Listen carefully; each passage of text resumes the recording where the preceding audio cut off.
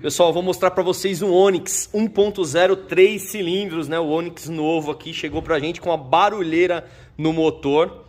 E olha aqui, galera, já avisando, a luz de injeção acesa, falando que o carro tava fora de ponto. Dá uma olhada na correia dentada, pessoal, faltando um pedaço da capa aqui da parte de cima, ó. Ó, a gente olha aqui, ó, vou chegar mais perto, ó. Tá vendo a correia dentada? Esse carro aqui usa a correia dentada banhada a óleo. Dá uma olhada, ó, a correia tá vindo até aqui, né? A proteção da correia, onde vai escrito ali os códigos, né? E aqui tá faltando, pessoal. Dá uma olhada, ó. Ó como tá muito mais áspero, ó. Então, provavelmente, isso aqui soltou, né? E entrou aí pra dentro do motor também, né? Mais um dos defeitos aí. A gente tá procurando o que mais a gente encontra aqui.